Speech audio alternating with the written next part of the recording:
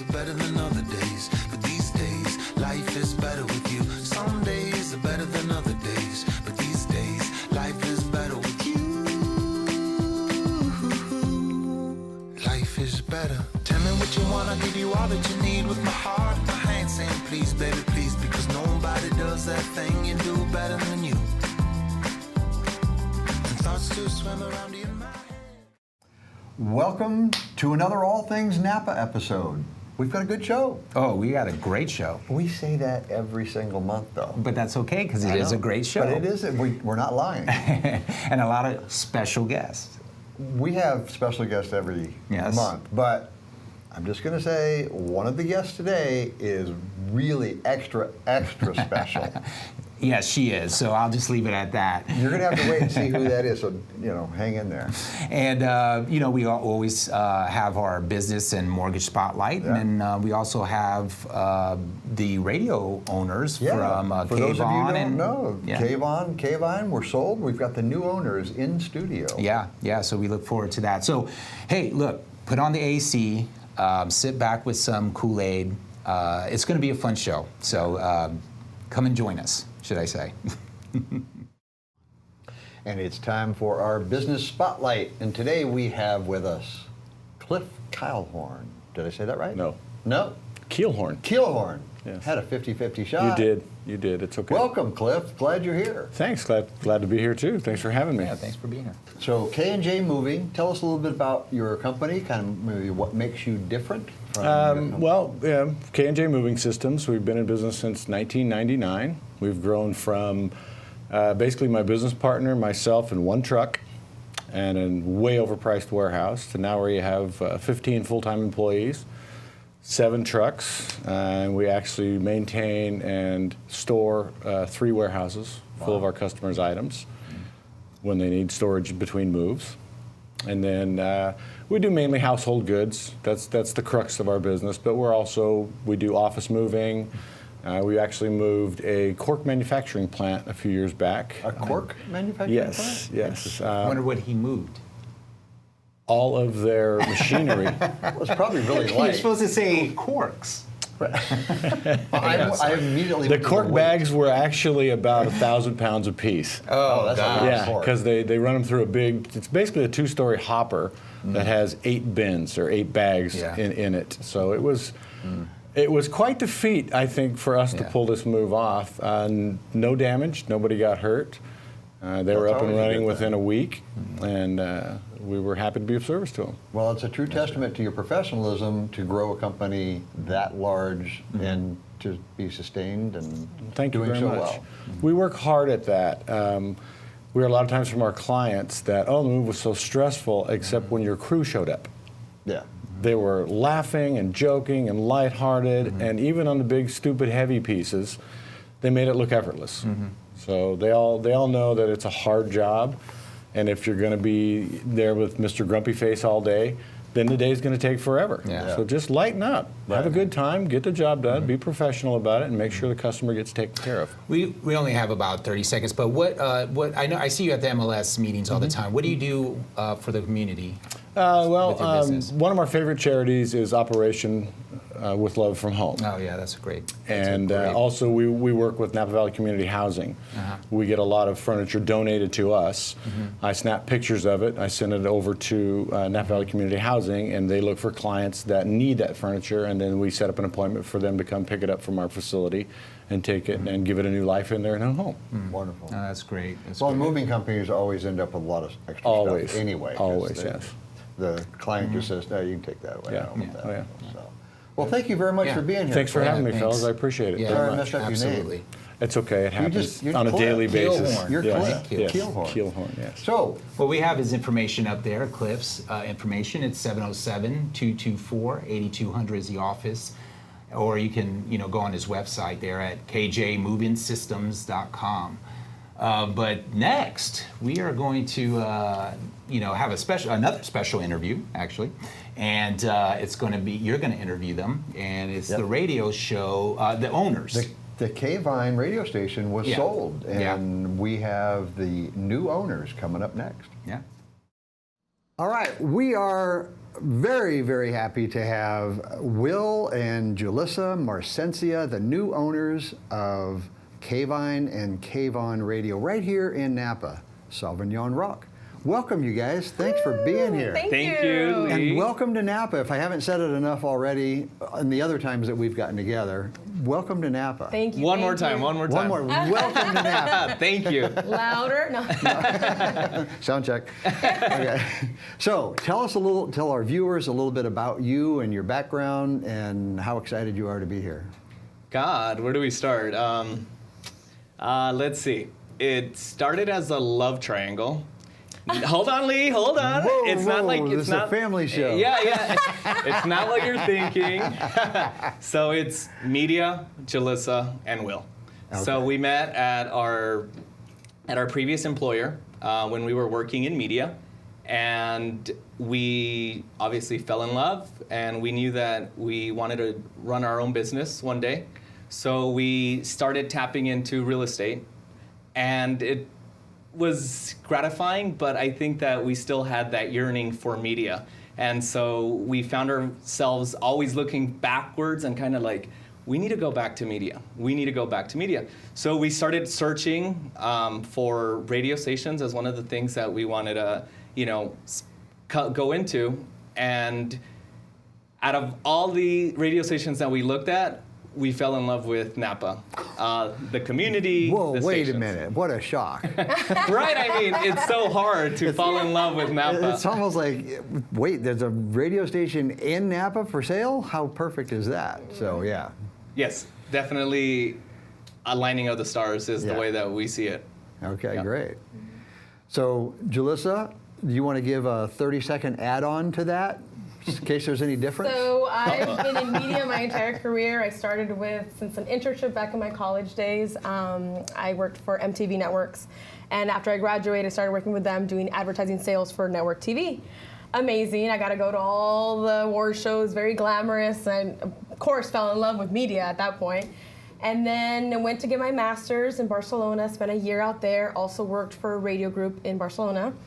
A little difficult because my Spanish is not that great. Un poquito? Just un poquito, yeah. So I ended up coming back after that, and I worked at Univision. That's where we met, and that's where I finished up doing local television, radio, and digital sales. Okay, wonderful. Well, we're so glad that those stars aligned and that love triangle occurred, because now you're here. And for those of us who are local to Napa and have been for myself about 5 years now, I never forget when I first randomly found the station, 99.3, that it's like, oh, this is just such a good vibe with the Sauvignon Rock and Bob in the morning, and just Sharpie and the little drums with the "That's What's Happening" and Right. all that good stuff. So, tell us what the future holds now that it's under new ownership. Well, not much is going to change in terms of the staff right now that's in place has been phenomenal. They've been running very lean. So we're just seeing it as 2 extra bodies, more manpower to put the station out there, be in the community, help the community in whatever they need, whether, it's an event that's going to happen, like July 4th is coming up, that we're going to be a part of, and that's where we're really going to be out with the community and starting to meet people, which is... Well, I remember seeing the article that Jennifer Huffman wrote in the Register, and the thing that resonated with me the most was you guys saying that you really want to connect with the community.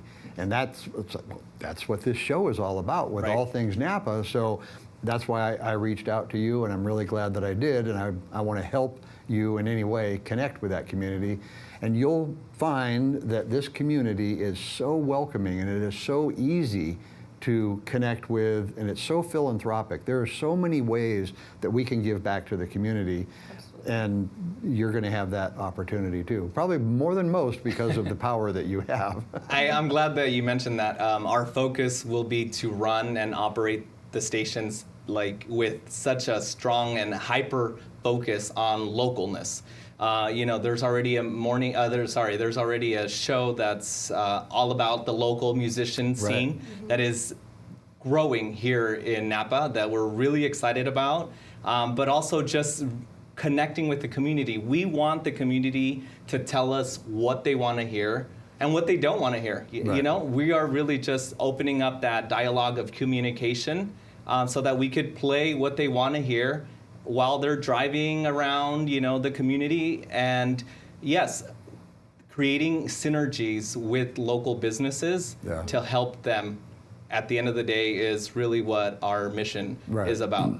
Without it being too focused on the businesses and making sure that the listeners are not, overwhelmed with ads and all that good stuff. Right, Right. finding that balance Right. between the listener Right. and the business. Right.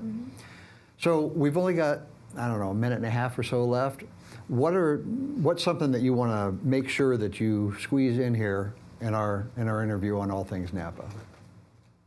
I think I want people to know that it's going to be patient with us. It's a huge undertaking, and although we have media backgrounds, we really want to be able to get out there and meet as many people as possible, but we're going to be a little bit tied down, I would Yes, say, the first absolutely. month or so as we, get our bearings with Sure. the station and learn everything it's about. But we asked you to come by the station and just let us know your feedback, and we have open doors. Good. So come Good. on through. Or if you see us at at the grocery store or something, we'd love for you to He really come won't be up at the to us. grocery store, though. Well, I'll be there. she would be there, but yeah. When you see her at the grocery store, please stop by and let her know what we'd love to hear what you have to say.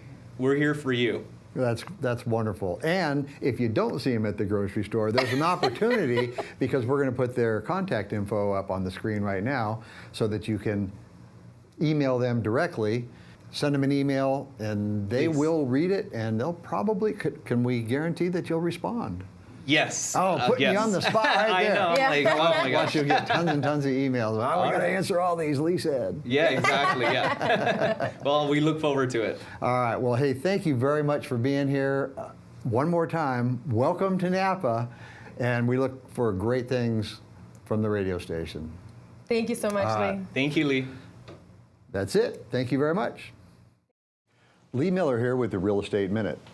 I was asked the other day, Lee, is there going to be a housing bubble? Is there going to be another crash in the real estate market? My answer is this. Maybe there is, maybe there isn't. First of all, there isn't the circumstances in place that there was in 2007 and 8. So it's far less likely. But for anyone not to invest in real estate because there might or might not be a bubble, and they might lose some value before it recovers and they have that value back, to me is just a bad business decision.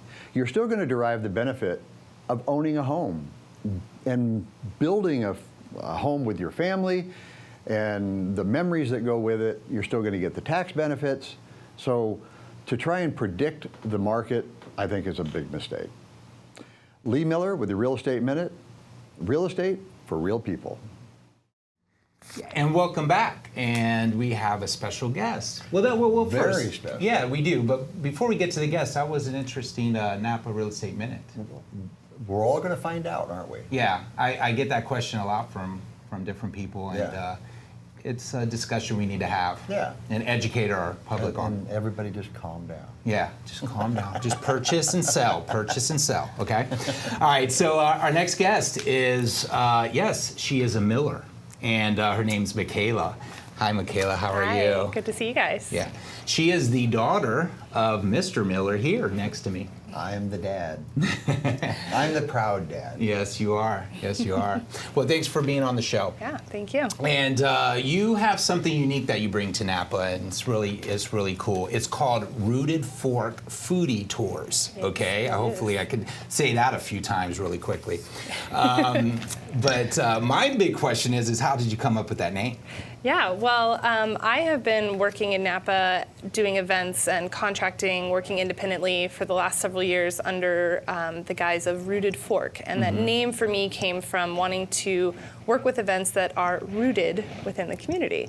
So being that most of my experience with a lot of the events has to do with food, my background is very heavily in food and wine. Being a rooted fork, and as kind of my logo shows, that we've got a fork rooted into the ground. So for me, that means things that give back to the community. Anything that is maybe a nonprofit based gives back to arts, education, music, anything along those lines. I like to try to do that. And so much of my business is about relationships in the community as well. So anything I can do to foster that and add something to the community is important to what I do. Okay. Yeah. Well, the obvious question that Is it kind of like, weird I just shouldn't- talking? Well, especially this question. Interviewing your daughter. Yeah, I mean, tell us a little bit about your background. We don't know you very well. Maybe I'll shed some new light on something you don't I know. don't Oh yeah, know, this and could they be don't know. Yeah. This could be a surprise. She could say something that I didn't know. All right. Oh. So my background, from a young age, first job out the gate, working right in the restaurant industry, which naturally led me into the food industry. So I've worked both sides of the restaurant, working back of house in the kitchen, cooking, front of the house, and realizing I did not want the life of a chef, I decided to go to school and study wine. Got my degree in wine and viticulture from Cal Poly, and then started down the track of working as a sommelier, working abroad, and again, very quickly realized I did not want to be in the restaurant industry long term if I wanted to have the kind of life I envisioned. So I moved up to Napa and thought, this is a good place. You know, there's wine, there's food, and naturally just became really rooted in that community right away. And See what she did there? Rooted. Rooted. Now I know where rooted came from. There you go. All right. So my background within Napa over the last 8 years has just been working with a lot of different events. I contract out independently for Bottle Rock, for the Napa Valley Film Festival, for Festival Napa Valley, Appalachian St. Helena, working with all these different groups to help them curate their events, whether it's helping them manage their food and wine programs, any culinary programs, operations, production, things like that. So what this has allowed me to do is develop these awesome relationships with restaurants and wineries over the years. And Rooted Fork Foodie Tours essentially is a passion project that has come out of all these amazing relationships. I've traveled across the country, and every time I go to a new city, I try to take a food tour if I can, because I'm usually there for a condensed amount of time, maybe only a day or two, and I want to explore everything that that city has to offer. And the best way to do that is go on a food tour, because you can knock out 8 to 10 restaurants in 3 hours and get to try the city and learn about the culture and the architecture and everything all at once. So that's essentially how I formed Rooted Fork Foodie Tours, is with the relationships I've been able to develop with the restaurants over the years. I've been able to curate this experience for the guests that allows them to come into Napa, maybe for a short amount of time. Maybe they've gotten all these recommendations for places they want to try and experience. They just don't have the time or the funds, can't get a reservation. This tour will allow them to experience several different places all in one afternoon. All food and drink is included, and the guest gets this essentially taste of Napa all in one setting. Not only a taste of Napa, but learning about each establishment, the history of it, and a lot of them, it's the actual owners that are visiting with your tour group, right? Yeah. Yeah, and this is something I hope to make beneficial for not only people who are coming in from out of town, but for guests who maybe are locals as well. So the idea is to go to a place, even as a local, that you might have been going to for 10 years, but to learn something new, to try something new, fun little facts about where else you might find their food, or how they got started, or how the owner of this place's father developed this recipe for this special slider, 40 years ago back in Iowa. And there's a story behind everything. And I think for me, going to these places over the last several years has been great, and I've come to love the establishments, but even myself in learning about each of the establishments to add to this tour has been so fun to learn the history, and I feel like it makes the food taste that much better. Well, it's and that is a cool thing, because there's so many wine tours out there. Everyone is doing the wine tour, taking you to different places, and but none going to the different restaurants. Yep. So take us, briefly, take us through like a day with a group of people. I mean, are you like going to each restaurant? I mean, are you having full meals? I mean, because I can't imagine after one restaurant, I'm that done. would be painful. Yeah. So our tour will give you, for instance, the tour that we've released as kind of the initial tour for guests is called The Taste of Downtown Napa. There are many other tours to come, by the way, which I can tell you about. So the Taste of Downtown Napa is a walk from basically the west end of Napa. We start at ABC, and we visit 8 different restaurants. At each restaurant, you get a small bite of food, usually something that's their signature dish, something that they're very proud of or known for, and then a cocktail pairing at many of the places. Okay. So either a cocktail or a beer. Nice. I actually specifically chose not to do wine on this tour because it is Napa Valley, there is wine everywhere. This is kind of a little bit of a break from wine, and while we may add other tours with a wine component at some point, this tour is really about something different. So we taste through, we walk, the total walk on this one I believe is just over a mile, so it's really manageable. And we taste at 8 different places, 8 different bites. By the end of this tour, from what I've heard from most guests, the feedback is that they're quite full, so that's good. I think I'm doing my job. But everything is included along with learning along the way a little bit about the city, a little bit about the architecture, all the new construction, the history of Napa, how downtown has come to be this booming restaurant and foodie scene that, frankly, 10 years ago it just wasn't. Right. And anything beyond that, no way. So I hope to offer people, a little bit of everything. We even talk about the art along First Street as we're walking along First Street. So Everybody on the tour becomes friends too, Right. because you're there for 2.5 hours, 3 hours, and so you got friends afterwards. So Well, and I think the main thing she talked about was your walking. yes, So you can walk off that food as you get to the next place. Yeah, net zero. yes. I've been told I maybe should work with a dietitian to actually make sure we are actually walking off all of the calories we are consuming on the tour. So Who told you that? that is my next project to roll out there. Really? You, the dietitian. Okay. So we got to wrap up. I know that you probably have a lot more cool stuff that you could share with us, but we are out of time. Just like that, it goes. Come and take It a does. tour, and So, you will get to anyone experience that it wants yourself. to, as locals listening or visitors to the valley, you can see Michaela's information up on the screen. Go to her website, rootedforkfoodietours.com, or call her and talk to her and ask her any questions that you want about the tour. Thanks so much for being here, Michaela. you. Thank you, guys. Thanks for Yes. being. Okay, so what's next, big guy? Next Yeah? is on that sheet.